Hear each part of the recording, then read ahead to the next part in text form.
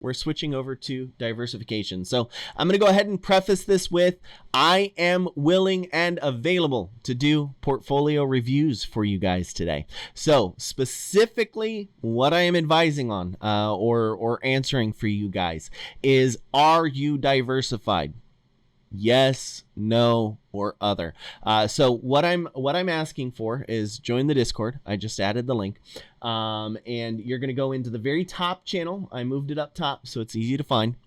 If you're already in the community, super simple. You're going to go into the voice text and you'll see a message from everyone. Here, I'll bring it on screen. Message to everyone. I'm going to be asking on stream today for portfolio snapshots. What I need from you in your snapshot is the total account value. So if it doesn't show it in the snapshot, then just tell me. And then the percentage allocation. So I want to know how much is in each position from a percentage standpoint. That's what matters the most. And we're going to use this quick guide that I made as a reference to kind of assess each portfolio that comes up in the review. And I will tell you what you should consider changing. I'm also going to look at sector analysis loosely. So if you show me a portfolio that's 100% in crypto, that's not diversified. Even if you've got 10 different cryptocurrencies as an asset class, you're over concentrated. Same thing with tech stocks, right? If you show me a portfolio that's all in technology, I'm going to tell you, hey, you should probably consider, I don't know, something in finance or something in energy, or maybe even something like Coca-Cola, a consumer staple. So that's going to be the approach that we take. We've got already some reviews in the Discord now. So I'm prefacing this. If you want yours reviewed, post it. Do not post any personal information or identifiers. If your screenshot includes an account number, name, or address, or anything else that we deem is not just your actual portfolio, it will get deleted by the mods, and I won't be showing it on screen. And I've already looked at these, so I know they're safe. All right. We're good. Let's go ahead and show first. I also included this link here. So this one is a article from Investopedia, guys. Like I said, whatever term or concept that you're learning from investing in Google plus the word Investopedia will take you to a really good resource oftentimes. So this starts off talking about what asset allocation is. I'm not going to assume that everybody understands this. So asset allocation means spreading your investments across various asset classes. Broadly speaking, it means mixing stocks, bonds, cash, and other types of securities in order to handle that. It says money market, but I wouldn't advise anybody be in a money market account in 2021 because, well, you're not getting anything for it. The next thing is you've also got other alternatives available to you. So even though I don't like precious metals and commodities, it's a asset class that a lot of folks dive into. But then also cryptocurrencies count, real estate, even hard physical assets. So as you get into the upper echelons of account net worth, so once you break the 100,000 mark or $500,000 mark or $1 million mark, as an individual, you also want to start tracking other assets, okay? Because a person in such a situation is likely to own something like a boat or a luxury sports car, something that retains value even though it was expensive. Now, it may not retain all of its value, right? Anyways, we're moving on. But anyways, I keep seeing an ad for slices of fine art. That is kind of something there. But anyways, if you are in those that point, or you're starting to get to that point, then you need to take a broader inventory, because let's face it, right? Most folks who are earning north of the six figures, so you've broken 100K in annual revenue, you're working a little bit more, spending more time at work or on your career than entry-level folks, right? And some of them are fighting even to just get enough hours to survive. But it's now you've got things in your garage like Sea-Doos, right? The jet skis, water jet skis, or I don't know, you bought a horse, right? These things are valuable and you probably don't have any intent on selling them, but a good portfolio manager knows everything that they have, right? Maybe you got your first investment property and it's a rental, right? Keep track of how much the equity is on that. How much have you paid down, right? In terms of how much your loan balance is and how much equity do you have? Because if you need to leverage that, it would be a good tool. It could give you access to a better investment opportunity. Some folks get at that point, they start looking into franchises, right? So you could have bought a Subway or something, only because I know their franchise agreement. I hate Subway though. Let's say you buy a Firehouse. I don't know if they're franchised yet, but maybe you buy a Firehouse or a Cane's Chicken, whatever. You that still has an actual value. Likely you've got some sort of a loan in place, so you deduct the debt from the overall assessed value, and that gives you an idea of what your equity's worth. It takes longer to sell, right? You're not going to sell a franchise with a click of a button online. That's going to take a couple of months at least, but it's still important that you know what you've got access to. And then always, like, this is foundational, whether you've got $10 or $10 million, make sure you have a very good understanding of your cash flow. How much money is coming in to your account versus how much you're spending. But that's foundational, and we're not talking about that today. So asset allocation, large cap shares. This is usually its kind of own asset class. We've seen kind of a split on mid cap stocks just from a conceptual standpoint in the industry. Most investment advisors have shifted to just going large cap and small cap. They don't differentiate or break out mid cap stocks anymore. Buy a Krispy Kreme franchise for $1 million and eat all the profits. You joke, but that's the whole statement. Don't get high off your own stash. People do that. They think, oh, I bought XYZ franchise. That means I get to eat there for free as often as I want. And my friends and family can go eat there for free. Well, now you've got a franchise opportunity that you would expect to net $100K a year, and you're barely breaking even because that's unfortunately what people do. So you joke, but people think that way. They do. So anyways, large cap and small cap is pretty much where most of the breakdown's going, and I'm going to push that narrative as well. International securities. Okay, so I understand I've got a global audience, so some of you guys in the EU and the UK already have this exposure, and you're looking to get exposure to the US. Those of you guys who are in the US should be looking to get exposure elsewhere. Multinationals.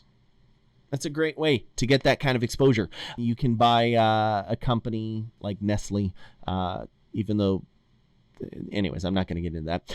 But a company in the realm of Nestle who has a global reach and is not just a United States play. That's a good way to get exposure to international as well. Emerging markets, I would argue this is really not something that you should be looking at as an asset class unless, one, you've got actual experience in this emerging market. You've traveled there, maybe a part of a business or a humanitarian effort, whatever. But you know the market, you've got some insights onto what is and isn't used or popular. Maybe you immigrated, right? You came from an emerging market to the United States, so you lived there. You know what people use, you know what people like. So that's the place where I would say if you are a small account, then you should dabble. But as you get to if you're a small account and you've been in the US your whole life and you don't know anything about an emerging market, don't think that you're getting grass is greener on the other side of the fence. That's not true. It seems cool and mysterious because it's mysterious because you don't have as much information. You can look up information on a US company in 5 minutes and find, 100 lawsuits or whatever, and get what do you call it, disillusioned, and say, oh well, the U.S. companies suck. Maybe I should go invest in a company in Argentina. But you pick a company in Argentina, and instead of the 20 lawsuits, this one has 100 lawsuits, and it's actively got a militia that's fighting the government. Well, ta-da, you just found something worse for the allure of not knowing. So I always talk about this when we go to review Chinese companies, and understanding that there's not a clear line of communication between the US and China. And this is why I don't push emerging markets for smaller accounts. As a larger account, if you have strong portfolio and you're looking for another investment to add to your overall portfolio, then you can explore emerging markets. Either you can do the research yourself to dig into it, or you could buy an actively managed fund that you've researched and you trust. So there you go. Fixed income securities. We're in a very odd market environment right now. Okay, but large accounts should still have some fixed income. Okay, if you're north of the 500K mark, I would be disappointed if you don't have in your portfolio a couple of bonds. And this is to offset the ebb and flow of the stock market, because while it's easy to make waves in your backyard pool, the stock market, it's pretty hard to disrupt and force waves, new waves that aren't naturally occurring in Lake Michigan, right? You yourself or a singular large investor is not likely to disrupt the bond market, whereas the stock market is, very, very live and die by headlines all the time. And then it says money markets here. And again, I'm scratching that for money markets, and I'm saying alternative investments. Collectibles, real estate, crypto is where I'm focusing. Some of you guys may have investments in, collectibles as in commodities, gold, silver, and precious stones. Real estate investment trusts, that is a pool of mortgage securities. It is an investment class, right? So maybe you don't want to own real estate outright. Invest in storage facilities, invest in apartment buildings, invest in, I wouldn't right now, but malls and stuff, right? There's multiple angles to take for real estate investment trusts to give you exposure in your stock portfolio to real estate without actually having to go out and do it yourself. So that is an option for some folks. All right. Maximizing risk and return. You need to understand that every asset class has different risks involved. Small cap stocks. Okay. I review them on a regular basis. One of the things I say is, oh, hey, look at how small this company is. If the wrong government, the wrong company, the wrong market catalyst sneezes, this company is blown away. It doesn't exist anymore. So you have to realize that is an actual risk, and you want to kind of dive into and really understand the business and what it is that makes that small company valuable. I'm not saying don't invest in small cap, but understand that out of the companies that go out of business and file bankruptcy, you might get in any given year, 2 bankruptcies from large cap companies, right? In 2020, we had Hertz, and then they came out of it, but that's not a normal reoccurring theme. I thought GameStop was going to be there last year, and AMC, neither of which has filed bankruptcy yet. Emphasizing the yet because it can still happen, but that's a real risk for smaller companies. Yeah, you might be able to make $1 billion, but are you spending $800 million to do that? 20% margins are great, but what if things go really, really wrong? Do you have enough cash to weather that kind of storm? Whereas a large cap company like AT&T gets to go and sit in front of Congress and say, hey, bail us out, because if we fail, everything's going wrong. So that's something to consider, and that's why you understand that the risks are different. In the same breath, though, I will say that a small cap company has the opportunity to capture more market share and to really grow and expand, and you get to ride along with it if you get in early enough. Okay, there was a time when Microsoft was a small cap company. Apple started as a small cap company. Netflix started as a small cap company. Google launched and they were large cap, but that's not normal. Amazon also launched and went straight to large cap. But those are things to be aware of. Some companies did start out as small cap and really did expand to be behemoths. So that is the hope when you're investing in small caps, but you're also running the risk of, I don't know, maybe you thought kpasa.com was going to take off. And they didn't. So that's the kind of things to pay attention to there. Corporate bonds, okay, that is a much lower volatility, but with that, right, I talk about this often, the more you risk, the more potential you're going to return. But in the same note, that return could easily flip and be a large loss. So the higher your risk, the more volatile it is, both directions. The lower the risk, it's going to kind of do this. All right. Very, very, very rarely do you ever see a low risk investment just skyrocket or completely collapse. It happens, but the frequency is far, far less. And that's kind of the way you should look at it. And then of course, cash is cash. It's just going to continue to slow burn over time. So there you go. That's the introduction. I provided this in the resources. Filthy Cash said he threw in an MIT lecture specific to this topic as well in resources. Really eye-opening stuff. I will be watching that, but not on stream. I like it. Let's give you this too. Why not? Assumptions to avoid. This is also going in the Discord resources. Alrighty. So on to the promised content, guys. So we're going to start reviews. I'm just going to work my way from the top to the bottom. As many as we get through, we get through. So there are some guides to age and suitability. If I see something overly risky, I'll call it out. But for the most part, when we're talking about diversification, it really is just how well do you fall within a portfolio allocation model. Oh, perfect. All right. Number one in today is Filthy Cash's portfolio here. Let's zoom out a little. That's a little big. So here we are. The portfolio we are looking at is 500K for this portfolio. So what I did this week is I went through and I just kind of put some thoughts together as to what my expectations were for account size and allocation. So if you're at the 500,000 mark, then I am telling you, you should probably fall within 2.5%, 5%, maximum 20% per position. This is again going to be available to you guys in the Discord as well, so that you've always got this as a quick hit. But use this as a ruler to measure your overall allocations, right?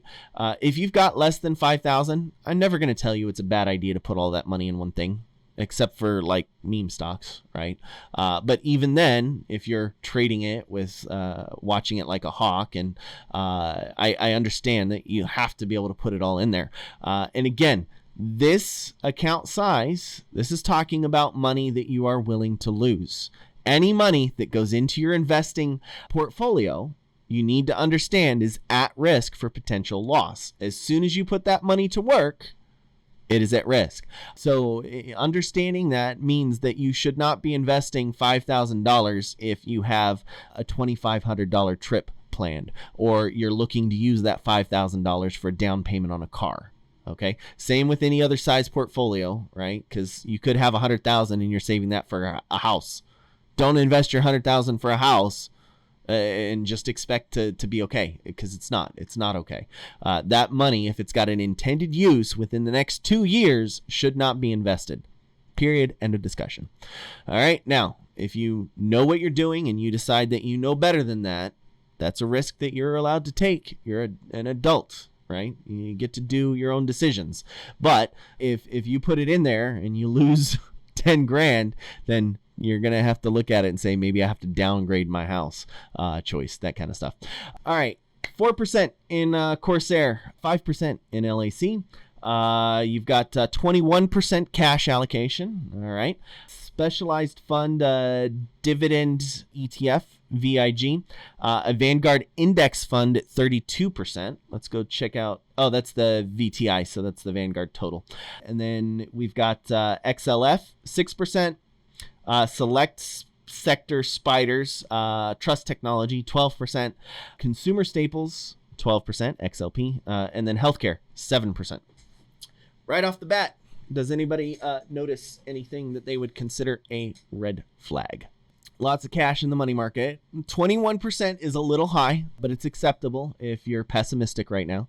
At least it's not 30%, right? Given a fly, 21. That is cash, though. So SPAXX, that's just cash. Money market. 2 positions above 20%. Yeah, cash and the Vanguard fund. So heavyweight SPY. And I think that's the one I'm going for. Give me liquidity. That's the first thing I noticed. So it's not necessarily that you got 30% in an ETF. Okay, because remember, what is an ETF? It's diversification, right? So now what we're looking for, or what I'm looking for, is to understand, is there overlap? Yes, SPAX is a cash, not a bond. It is a money market account. So it's liquid cash, essentially. All right, so that's the first thing I noticed is potential overexposure to S&P 500 or SPY stocks. So it could be in the VIG. We'll check. I don't think that anybody like Apple or Microsoft will be a top holding there, but I do want to look at that. VTI, we know for a fact, has the FAAMG, right? So Facebook, Apple, Amazon, Microsoft, and Google. So we know that that's there. Now I'm going to look at the, so you got financial, trust, technology. So I'll look at XLK and see what their holdings are. But that's the ones I'm going to look at. So VIG, VTI, and XLK. So let's go look at the holdings there. All right, VTI. This is giving us our baseline because that's your biggest holding. Apple 4%, Microsoft, Amazon, Facebook, Google, right? So we have our fangs there, and that's assumed. So not super overweight. We've seen other funds where these positions take up over 30% or 20% of the overall portfolio. But as it stands for this one, it's 4.9 plus 4.6 plus 3.3 plus 188 plus Google. So 17%, just below 20. Good stuff. Good stuff. That's okay. All right. It's not perfect, but given kind of the run of some of these stocks this year, it's understandable why VTI would be there. It's giving you a good diversification again, because the remaining 80% is split between 4,000 investments, 3,910 currently to be exact. So we're okay with this holding being at 30% of the portfolio. Because again, ETFs are tools, right? When I talk about it, the reason you're choosing the ETF is because you don't want to be actively hands-on, and that's important designation. The next one I wanted to look at was VIG, right? VIG, just to make sure none of the top 10 holdings fall into that. Microsoft 4.9%. So that gives me pause. But if you look, Microsoft is the only one being double represented here in the top 10. So I'm actually not hating that VIG is here, because you're getting exposure in this fund specifically to JP Morgan, Johnson & Johnson, Walmart, Verizon, and United Health. So those being at the top as well kind of put me at ease from a diversification standpoint. And if we look at your weightings, VIG is only 7% of a holding. So it's not overweighted. If anything, I would say if you were going to take funds out, I'd move a little bit out of VTI to add it into VIG, just to kind of shore up that position. Or you just let them run, right? It's fine, because you're not in a red zone right now from a diversification standpoint. And then finally, I need to look at XLK, which is the technology. Top holding, Apple, Microsoft, 22% and 21%. That is over 40% in 2 positions. This is immediately getting cut. I don't like it. 77 holdings, and half the portfolio is in 3 positions. Instead, sell this, maybe buy a few NVIDIA shares. All right, if you're not happy with your NVIDIA exposure, but NVIDIA, right? At this point, if we go over here on your portfolio, you've got Corsair. So now you've got 2 big technology plays on top of the fact that Vanguard specialized dividend, and the VTI have exposure to technology. So I wouldn't specifically chase NVIDIA in this. I would probably look for something in consumer staples. So maybe increase your position on XLP. Or even in the healthcare XLV. So for me, XLK is done on this list. I don't like it. I would get rid of it and look for a better position to put your money in here. But from a diversification standpoint, you are way overweight in the FANGs. You could even consider an emerging markets fund, because again, this was a 500K portfolio. This is the point when you should be looking for more broad diversification. I'm also not seeing Filthy. You've got a longer time horizon, right? This is a 20 plus year portfolio, 30 plus. Yeah. Way long. So given the length of this portfolio, I would not be eager to necessarily move into fixed income yet.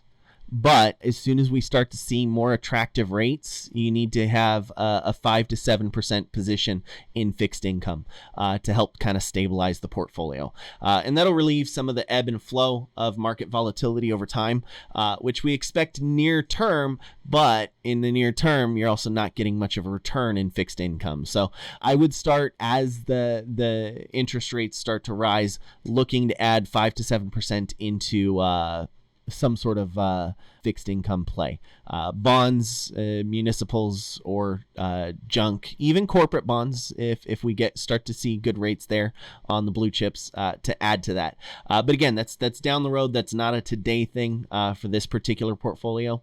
So yeah, sell XLK. Get rid of that and either diversify across what you've already got to increase those allocations. And again, keeping in mind this little guide here, so you fall into your target allocations are 2.5% of the overall portfolio to a maximum of 20% per position. And that's what you look at. And again, just for the community, right? I'm not freaking out about VTI. VTI is representative of 4,000 different investments. So it's okay that this one position is at 32% in the account. Corsair, LAC, or wheel plays for the next 2 to 3, or maybe even longer, right? if they continue to grow and be attractive from a premium standpoint, that can last longer. That can last longer. And then here, let's look at VTI's weighting real quick. I actually want to see something here because it's a blended, right?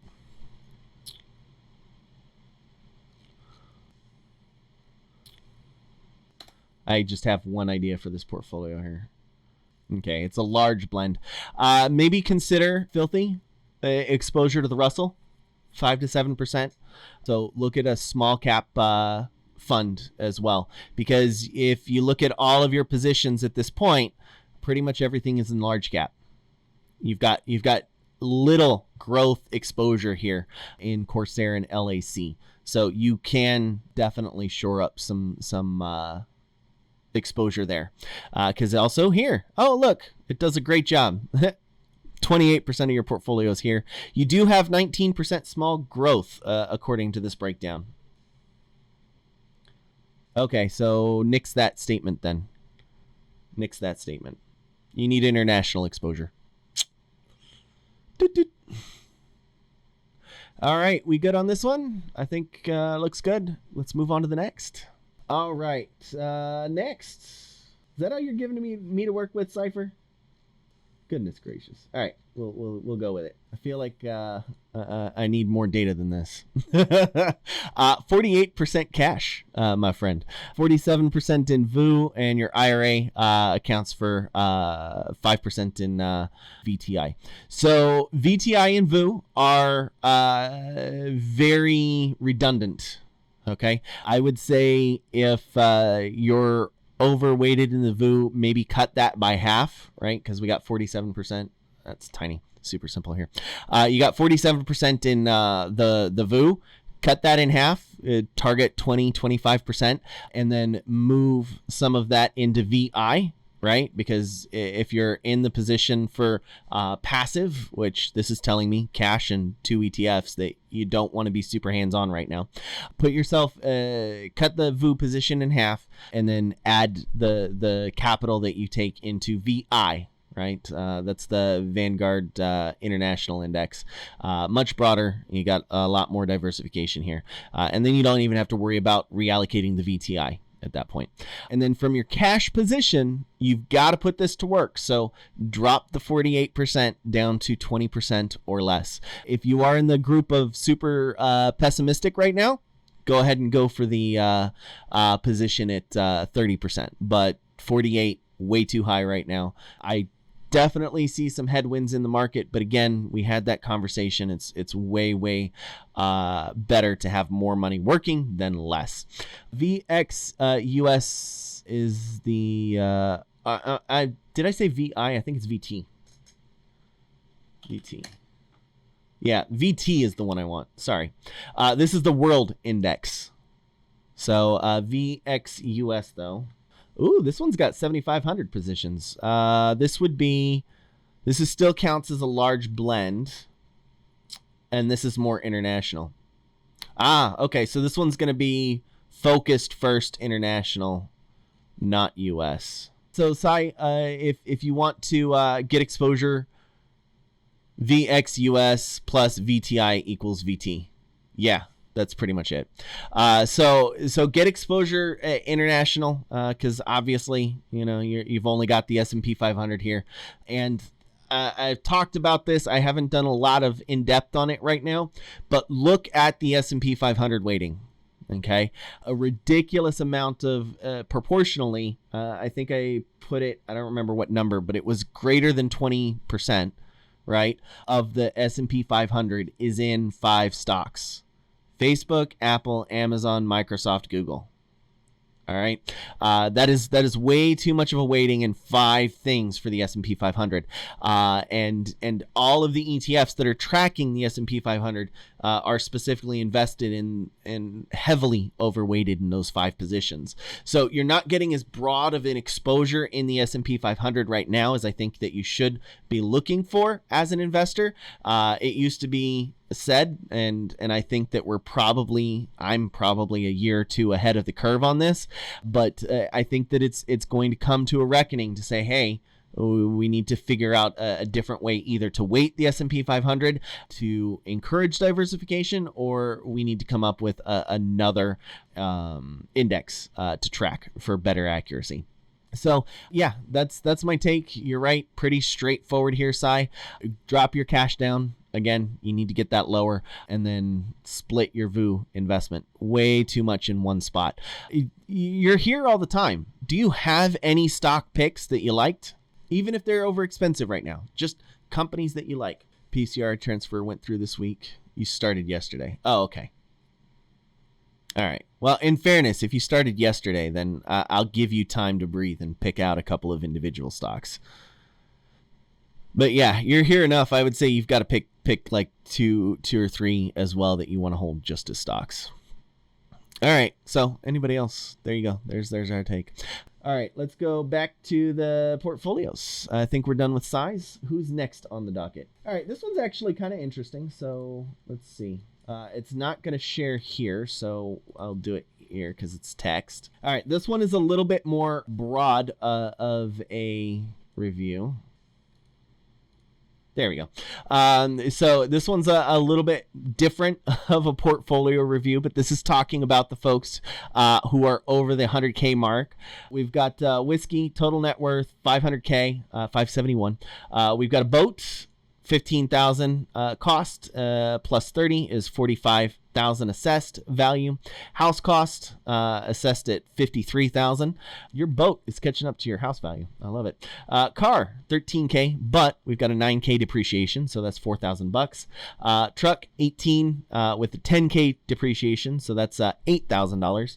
Investments are 150. Oh wait, no. Oh, here we go. 165,000 total invested.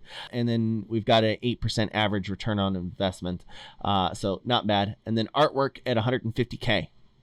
You got art worth more than both your house and your boat combined. I love it. So That's it. Operation per year. This is just talking about expenses. But from a portfolio diversification standpoint, what I'm not seeing here is income generating asset. All right. This is really kind of where I would be looking. Not all assets should just be assumed for appreciation. Like I said, you're going to run into hurdles. The art, as an example. How quick are you going to be able to sell it at that valuation? Yeah, I'm not going to say that comment, but I had something pop into my head involving insurance. But yeah, no, the artwork valued at 150K. How quick are you going to be able to sell that? All right, that's not an easy turn to cash position. It is a nice store of value, I'm sure. And as with most art, it does tend to appreciate over time. It's weird, because I know this because collectibles. Let's see if this is still a thing. This is something that my mom used to collect. Dragons. So essentially collectible art. Hey, there it is. Let's try zoom. There you go. 1992. Valued at $30. It went back down. This particular dragon actually did have a value for a little while.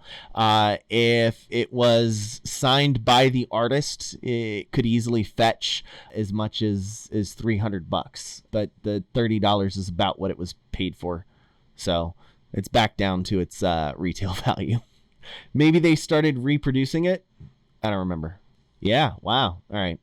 Well, that's a warning sign to you as well. Sometimes collectibles end up going back in time, back to value of nothing. But this was a niche investment / art figurine. So yeah, anyways, art also tends to spike in value when you see the artist pass. So that might be part of the reason too. But yeah, this is something, a risk that comes with art. So even if you do have that insurance policy, just be aware that if an incident were to happen, there's potential that you're not going to get full assessed value either. You've got car, truck. I would assume that one of those vehicles is disposable or able to be relinquished. No issue. I'm assuming you've got no interest in selling the boat. This is actually something that's budgeted as well.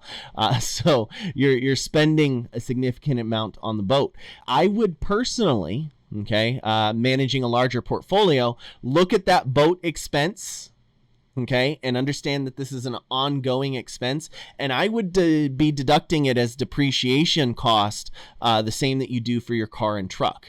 Okay, drop the value of said boat until you get back down to zero. I know you may not be able to do this for a tax standpoint, but you should do it from an accounting standpoint to understand that 15K would draw down by your cost, or 45K. That being said, though, you've got 15 years at 45,000 assessed value before that 3K depreciation takes you to zero. That's kind of how I would count that as well from that standpoint. Outside of this, I don't see cash. No cash allocation here. So you don't have cash listed. This should be included in your portfolio. And then the next thing again, instead of just looking at hard assets, maybe start looking into some sort of an income position, right? So there you go. All right. NFT artwork. Yes, it is a thing. It is a thing right now. All right. You think it's interesting that Whiskey thinks of hard assets as part of his portfolio? You should, Filthy, and you're actually coming up on this level, so you should start thinking about that. That's one of the things I led into, is once you break the 100K of net worth and the 500K of net worth, you need to start looking at all of your assets differently, because you can leverage some of them for tax deduction purposes, if you wanted to start taking depreciation write-offs, but also it's an important exercise, because when you start monitoring things like your vehicles and your luxury toys as assets, then it's going to be easy for you to transition into start monitoring like small business purchase, right? Maybe you have a small shop that needs to be tracked differently, rental properties, and then of course other things like actual art and whatnot that's already on that list. No, not investments, filthy. Assets. They're assets. That they're hard assets, and they need to be lumped in with your total portfolio. All right. One other thing, look at the volume here. Average volume is above 2 million shares. But keep in mind if you're looking for a big purchase and or big sell. So if you're going north of about 5,000 shares, you're going to start affecting the market price during the day on this. So understand 2 million average shares is relatively low volume, but it is liquid enough that it shouldn't trap you should you need to make quick adjustments. And that's one other thing to look at ETFs that aren't hyperactively traded. All right, I've got pasty next. Pastry. So we'll go with you next, Pastry, and then we're good. I don't know why I said pat. Oh, I do know why. There's a place called Cornish Pasty here. They sell adult hot pockets. It's amazing. So Pastry's got a nice one here for us. Very clean. Thank you for this. Total portfolio value. Oh, one more. There you go. We got 30 grand here, 29,300. Wait, that's not accurate. Is it? Oh, it is. Well, you got way too much in cash, my friend. So I know that Pastry and I have been talking a bit back and forth here, just passively in the background, but you are woefully underinvested here. Whoa, not will. Woefully underinvested. So $29,000 portfolio, 21,000 sitting in cash. That tells me that you are too afraid. What is that? 60% cash? 21,700. Well, it's even worse. 29,300. 74% cash. 74. So the first and foremost thing, take at least half of your cash and put it in like the VT, Vanguard Total. Get an ETF. Don't worry about the stock picking game. Because what you can do here at that point, even if you do go into the ETF, all right, again, keep in mind taxable account, sale transactions are taxed for capital gains, but you're only taxed on gains. So if you made a gain, then you did something right. But put at least half of that cash into like the VT, and this way you don't have to stress so much about individual stock picks. And then I would go through here and any positions, because I do see a couple of options here, right? Any positions you're willing to write covered calls on, take them up to round lots that will allow you to write covered calls. Okay, or do cash secured puts to add an additional 100 shares or so. So you've got rig, you can do one contract there because you got 150 shares. Maybe add 50 shares to that. I'm just picking one off the list, so you're going to want to spend a little bit more time thinking this through. But take things up to round lots and start writing covered calls. Way out of the money. Avoid the concern of assignment, and just be happy to add to your income on a monthly basis. You've got the money to do it here, and that's really going to be the best way to give you peace of mind. But this is my immediate take. I hope you're in the chat now and you can hear it, Pastry. But if you've got more questions or some specifics here, let me know. On top of that, Baba, I'm okay with. British Petroleum, Corsair, Micron, Rig, Ship. So you've got some shipping and some tech stocks here. And Weber? Is that Weber Grills?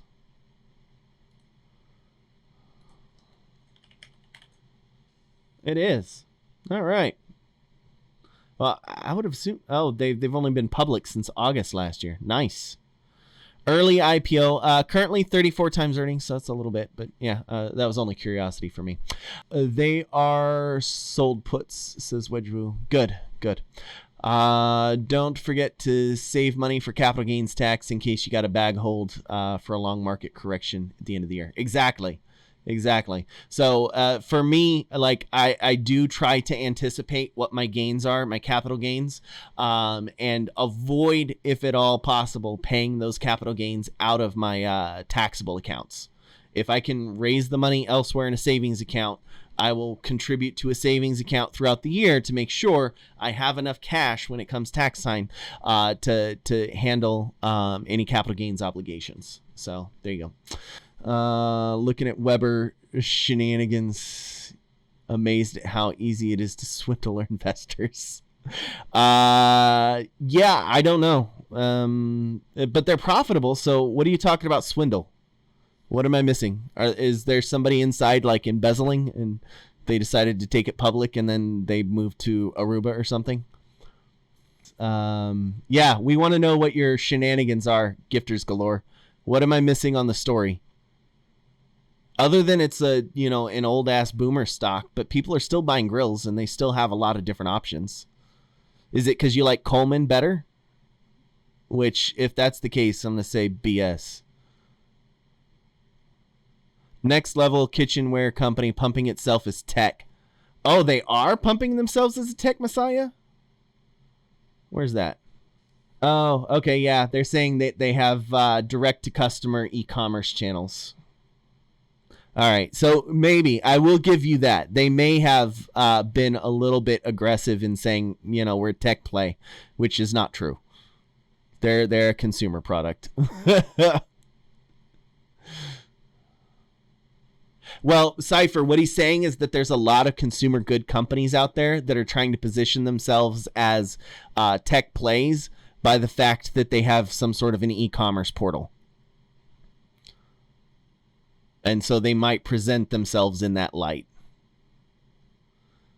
But yeah, it does feel that swindle is a little bit harsh of an assessment on that.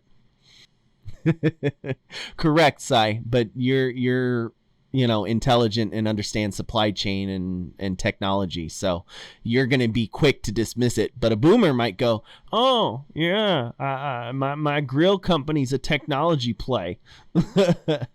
Yeah, so I get it. For some investors, I could see a confusion there. But yeah, it's a hair harsh on the assessment. But we're all in agreement.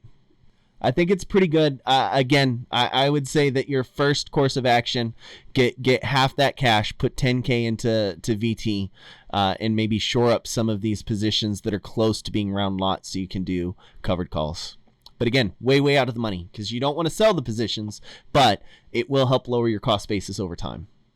All right, we're good on this one. On to the next. This has been fantastic, guys, by the way. Thank you, as always, Rebels, for being so willing to share so much of yourselves and information on stream. It is helpful to other people. All right. Here we are. This one is for Past the Dip. Vanguard S&P 500 fund, Apple, Delta, Pfizer, Realty, Realty, Royal Dutch Shell, Salesforce, cash, $1,000. That's not much. AMD Semiconductor, Amgen Borrow, Apple. Duplication of Apple, so consolidate that to 70 shares almost. Microsoft, got it. Facebook, Ford, Intel. All right, let's go look at the Vanguard S&P 500 share because that's 13% of your portfolio. VFIAX. Large blend. Total holdings. Apple. Okay. Here's the guide for you, and this may or may not be accessible in the account, which might be why you've chosen that mutual fund. The fund is fine, right? It's still Vanguard. It still has a low expense ratio, 0.04. So this isn't an expense ratio thing, but more of an allocation issue. Maybe switch that for the RSP or a similar equal weighted ETF on the S&P 500. And the reason I'm giving you that guidance is because you hold Apple, You hold Microsoft, you hold Facebook, which is already, a big piece of the chunk of the S&P 500 on the weighting market caps. So maybe switch over from a weighted S&P 500 to a market cap weighted to an equally weighted one. That would be the first point that I would say, or considering selling the individual shares in Apple, Microsoft, Facebook. Get those out of the portfolio and reallocate them elsewhere, because you've got plenty of representation on a weighted S&P 500 fund. So for me, that's the first thing. Robinhood account. Ooh, you even have some crypto positions. Look at that. Hey, you're almost up to 1/10 of a Bitcoin. Never mind. You're working your way towards a full Bitcoin. One Litecoin, Ethereum. Cardano, ADA. I'm not picking specific stuff, but there you go. Now you can see it. So Coinbase is there. That's super duper ridiculously tiny. But Coinbase is at the bottom. I can't make it more visible. But yeah, he's a Coinbase account. Not doing crypto and Robinhood. But that's a good call out, Filthy. Don't anyone dare buy crypto on Robinhood. If you do that, I'm going to yell at you. The fees are stupid. The excess is stupid. And it's a proxy holding. So don't think that Robinhood is good for crypto, because they're not. At least not yet. That could change in the next couple of years or months. But for now, that's my statement and stance. All right. So I do like your broad exposure here. Most positions are pretty light. But it's, again, your exposure to Apple. You've got 13% directly in Apple. You've got the 3% plus a portion of your Vanguard fund going into Facebook. And then Microsoft is a really small position. But if you sold those three individual stocks, then I would say that you're fine to just kind of put that in diversified into your other positions here. You've got Ford, Intel, Johnson & Johnson, Procter & Gamble, Store REIT, Waste Management, Salesforce. So you're across even Delta Airlines here. You've got medical exposure, you've got travel and leisure, you've got some real estate exposure. So from a diversification standpoint, I'm very happy with what I'm looking at here. I just feel that the individual stock picks in the FANGs are redundant for your portfolio at this point. Past the dip, keep some cash in your brokerage account just because you see opportunities. Yes, yeah, you should always have some cash in your portfolio. Right now, you're at 1% cash. I would say that realistically, I mean, unless you found some great deals recently, which the market's not been conducive, you should be comfortable as you're adding contributions, allowing your cash allocation to get to between 5 and 10%. But get at least 5% cash exposure. And you don't have to do that by selling things. You can do that by just contributions sitting in cash for a little while. Yes, even Coinbase has high rates, but it's not that bad. You like to take an ETF, double down on the positions in the ETF if trading, similar to your position in stocks, sell everything. Yes, from a trader aspect, that is true. You do prefer to keep individual large cap stocks, so you've been peeling out of the ETF. Perfect. So if you're peeling out of the ETF, add Google so that you keep that exposure, and then everything else would be split amongst your non-tech plays. So get a little bit more exposure in. Well, you've got room. You've definitely got room for space here in Ford. Keep in mind though that right now it's a meme stock. So just pay attention to that. You got room for exposure here into Johnson & Johnson. Shoot, Starbucks could use a little bit more love in your portfolio as well. No, Webull for nothing. I wouldn't touch Webull with a 10-foot pole. And I know that there are other creators out there that have a different take, but I hate Webull. I really do. But is that helpful past the dip for things to pick? Would I recommend moving that to a small cap fund or an international fund? Yeah, either one, right? So you've got 13% here. Maybe go 5% in the VT, We keep going back to that. The Vanguard Total, we really like that. Or even into a Russell ETF for small cap US exposure. Super helpful. Thanks. My pleasure, guys. My pleasure.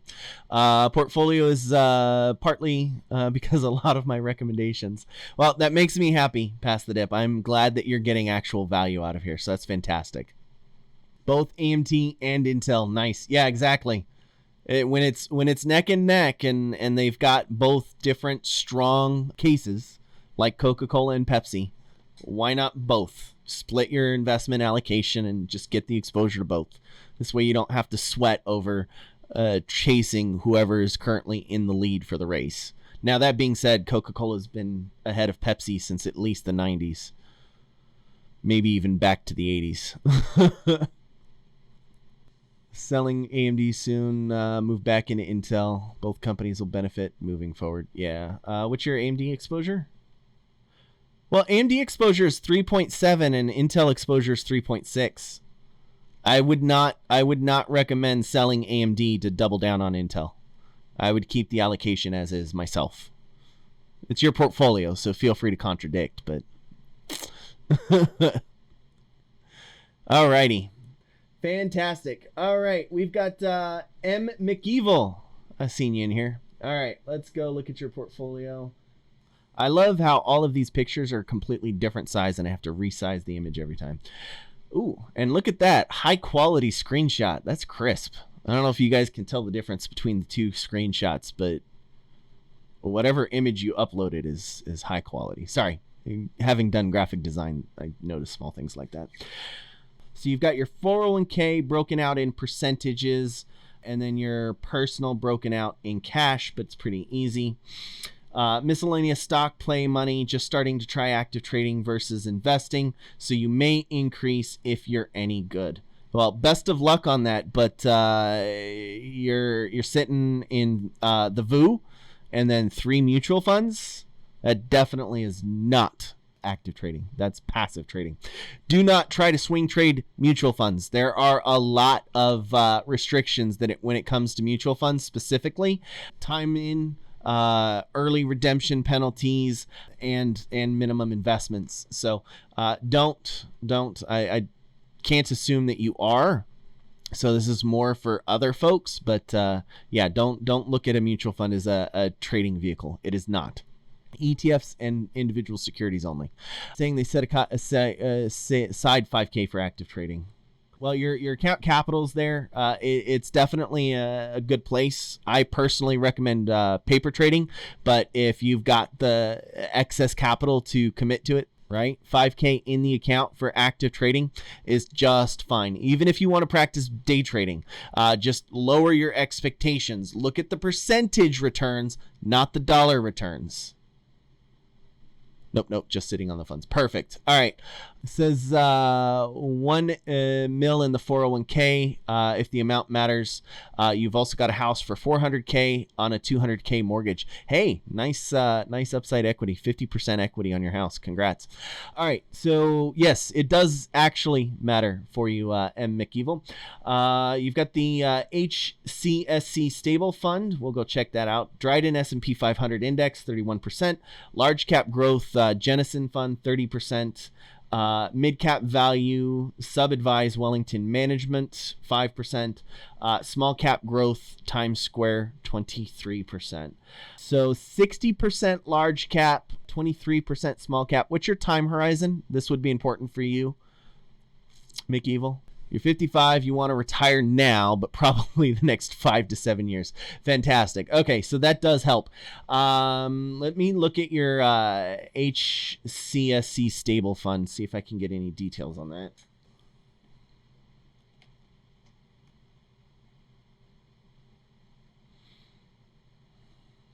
All right.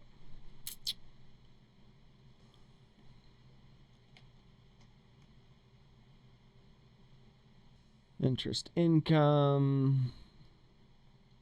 I mean, this isn't the exact one, but so this one is going to be more focused on fixed income. So here's your position, McEvil. Like I'm definitely in a good spot to kind of give some basic insights. But given your time horizon and expectations for potential retirement, you're going to really benefit, even if it costs you, $500 or $1,200. Anything more than that's too damn expensive. To sit down with a financial planner. Okay. And what they're going to do is they're going to help you understand the drawdown phase of a retirement account, because your diversification needs to switch to more stable income investments. You're not going to find too much of value out there right now in fixed income specifically, but a prudential stable fund like this is trying to generate for you some sort of expected income. Your allocation is only about 9%. Okay. If you are genuine about retirement, just on that aspect from the 401k perspective, you need to start looking to 30%, 40% in bonds. And like I said, income right now, fixed income, is not very attractive. There's not a lot of excitement out there to really help you beat even inflation right now, because you can easily end up in a fixed income situation that's giving you, 3% annualized returns, and inflation is projected to hit as much as 5% per year. So while you will see stability in terms of the account value, you're not going to see any growth, and you're likely to have a shorter runway. So talk to a financial planner and find out. I think that you're in a good spot of targeting the 5 to 7 year mark. There shouldn't be any reason why you can't move this $1 million portfolio to a $2 million portfolio within that amount of time, given good market environment and strong discipline for management. But you do want to start transitioning to more fixed income buckets. The next thing is, outside of that, I think that your large cap and your small cap exposure are fine. Probably draw for you small cap. The small cap at 20 down to minimum 15%, and then draw your large cap from the 60% down to about 40% allocation.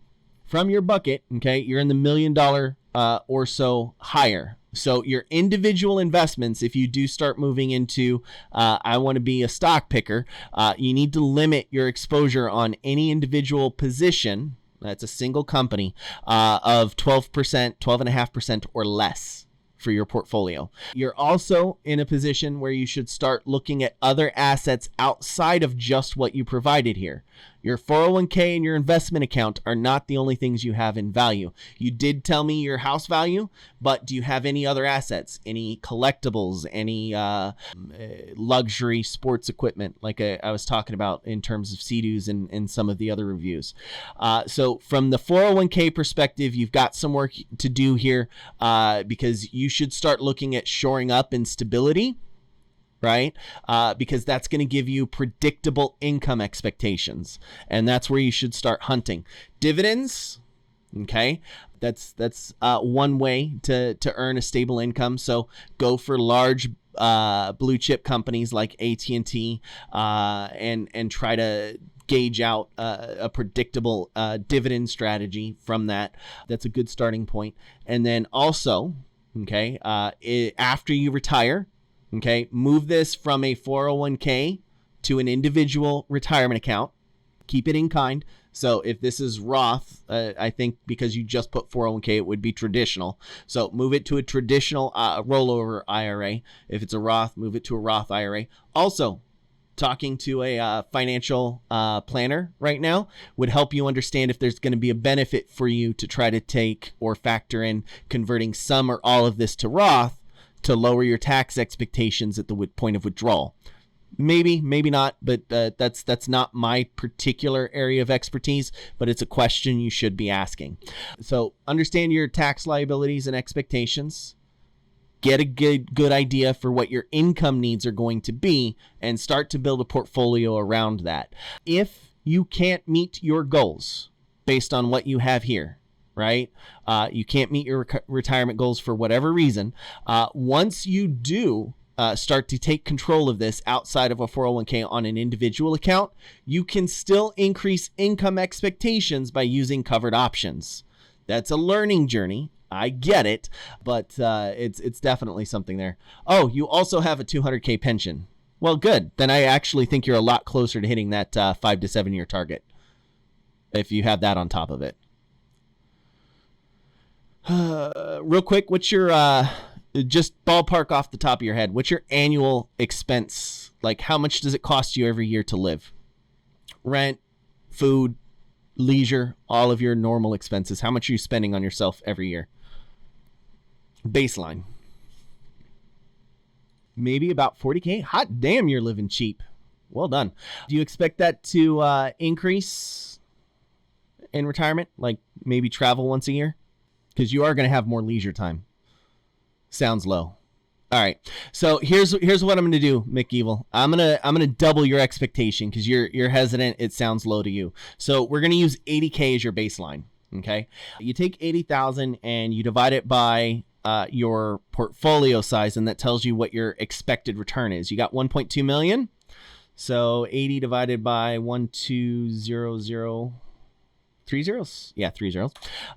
Would be at least a minimum of a 0.5% return. Did I do that right?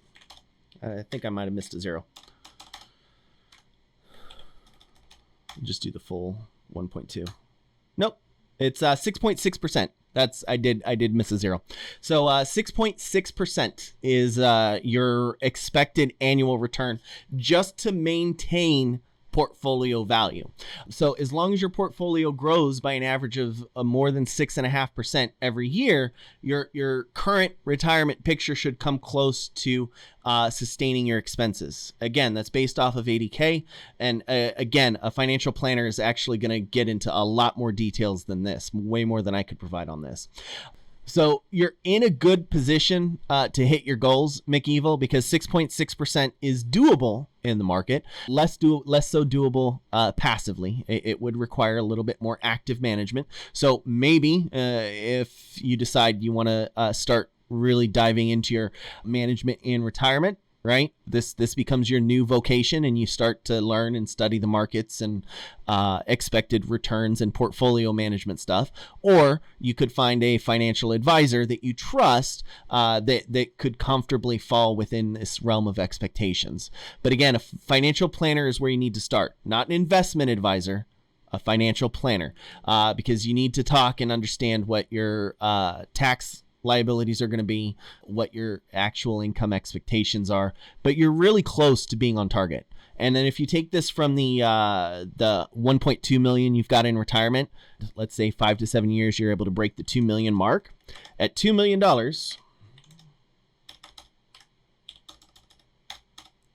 you only need 4% return. That's 33% less portfolio performance required in order to just maintain your retirement account nest egg.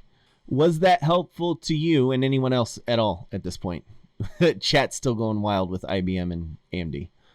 I'm glad to see that. Do you want more deep dive on your personal portfolio from an allocation standpoint? I didn't touch that at all. You're also paying attention. It was excellent. All right, good. All righty. Thank you for sharing again, as always. Riggs. Why? I'll do it. I don't care. I'm not in a rush. All right, let's go. Let's go, Girl Ninjas at this point. All right. Yeah, there's nothing on that. I just had to make sure that there were no details because I didn't recognize this at all. All right, we're good. That's a nice little portfolio tracker. Here we are. Vanguard VTI. Share symbol, equity, total equity. All right, it's not giving me percentages. That's okay. U.S. Steel. 2, 3, 4, 5, 6, 7, 8, 9, 1,000. So you got about 1,020. Oh, right there, 1,130 total. All right, so $1,000 here, Girl Ninja. I'm not laughing at you, Girl Ninja. I'm happy. I like it. Here's the thing, okay? And this is a big part of the reason why I did this before even launching at this point. If you've got less than $5,000 From an allocation standpoint, yes, I want you to practice like the foundational disciplines and stuff as you go or grow, but you should never be afraid to be over allocated in a position that small or an account that small. Okay. I mean, unless you're YOLOing in a meme stock, in which case that's never advisable regardless. But at a $5,000 portfolio or less, 100% in a singular position, I'm not going to get mad at you for. I won't. Right. And nobody should, because that's a starting out investment. What I would say is make sure that this investment is in something that you know. But as it stands now, you've got a share of the Vanguard total. You got some McDonald's, Main Street Capital, restaurants, QSRs, consumer staples, finance, airlines. Who's Baxter? I don't know why I don't know Baxter. Newmont Mining, Coca-Cola, so more consumer. U.S. Steel, so infrastructure. Walmart, more consumer staple. Cross America. Paya, I'm not sure who Paya is. Pfizer, Annaly Capital, and Shell Midstream. You've even got just a little bit here in crypto as well. So I'm very happy. Nobody can see the crypto.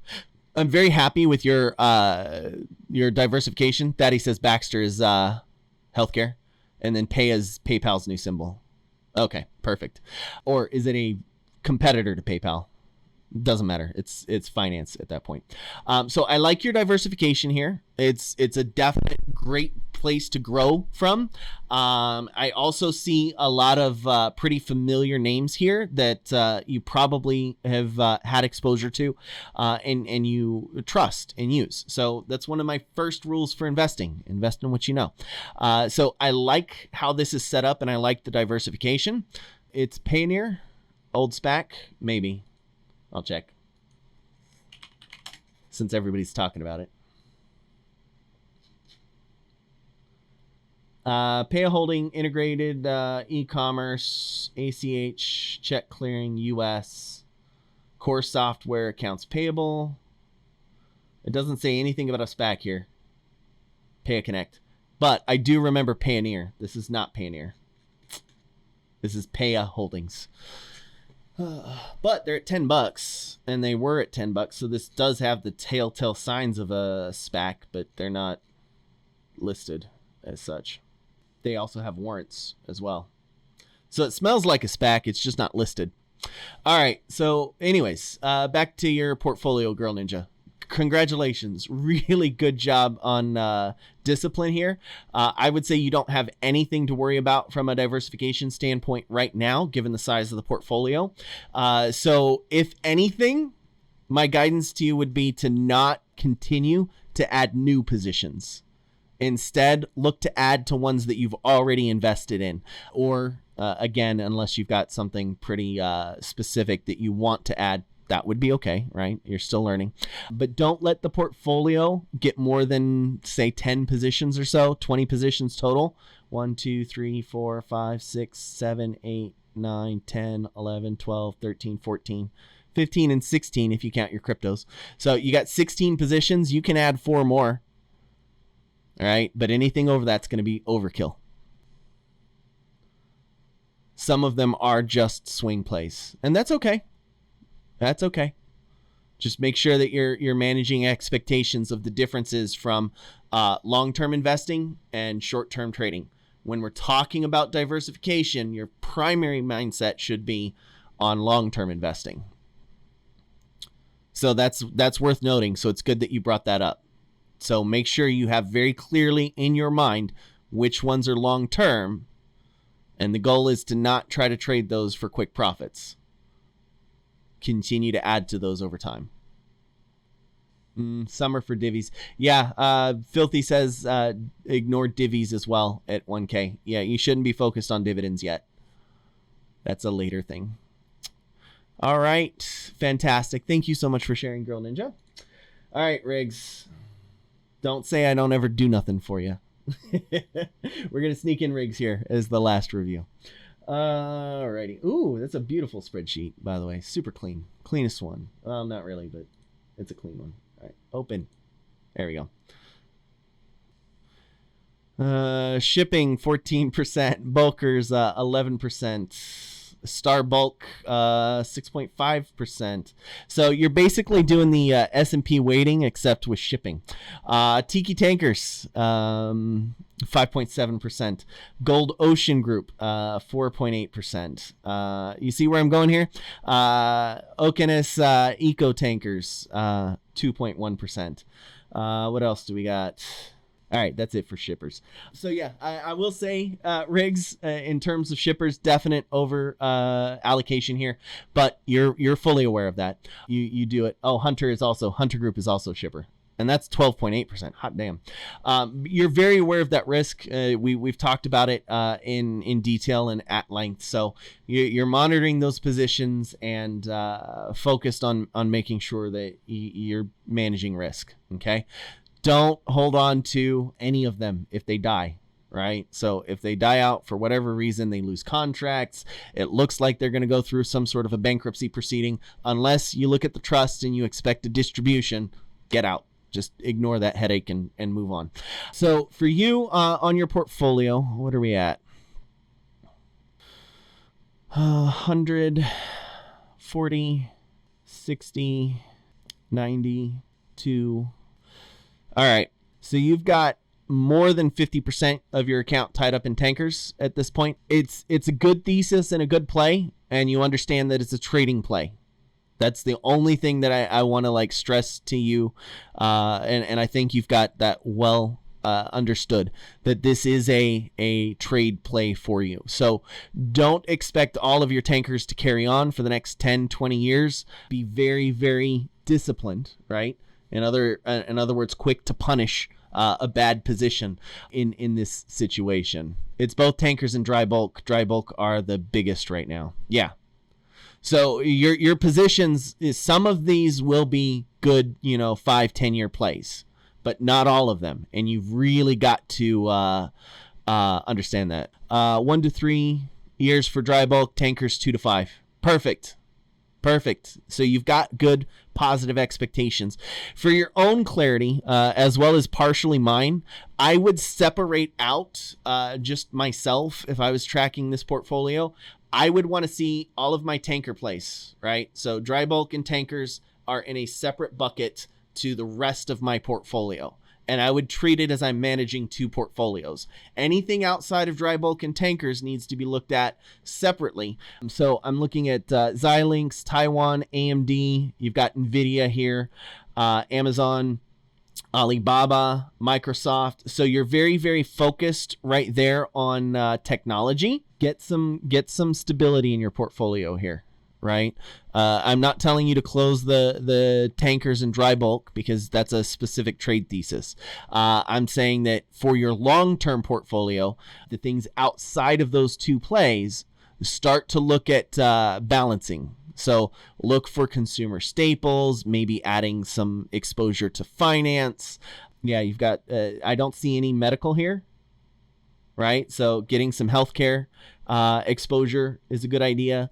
Just something to offset the focus. Because right now, outside of your, then don't do medical. You don't have to. It was an option for you to choose from. I would say outside of your tankers and shipping plays, you got to consider diversification a little bit more because you're almost exclusively tech plays. Right, Amazon and Alibaba both do a little bit more than tech, but get some exposure outside of technology into this portfolio. Because what that's going to do is that's going to stabilize any hits that come specifically to finance, and that's what I do. Yeah, Whiskey says you should find a value store. Yes, that's a good call out as well. Regardless of your time frame, consider 5 to 7.5% in some sort of a fixed income. And you can find that in financials or real estate even. Whiskey, what do you do with profits? Profits, it goes back into your allocation model, right? So whatever you've chosen, like, here's another one, Riggs, right? Maybe not going directly into financials or healthcare, like we said. Maybe you consider like the Russell small caps to get some exposure there, or like we came up with earlier, the evenly weighted S&P 500. So that's another option for you. But that is it. That is the end of today's stream. Thank you again for being so awesome. I love you guys, Rebels. Be known for what you stand for. Remember, it's a small difference, but it definitely makes a big impact in the way not only you perceive and approach people, but the way that they approach you as well. I will see everybody on the Discord. Have a great night.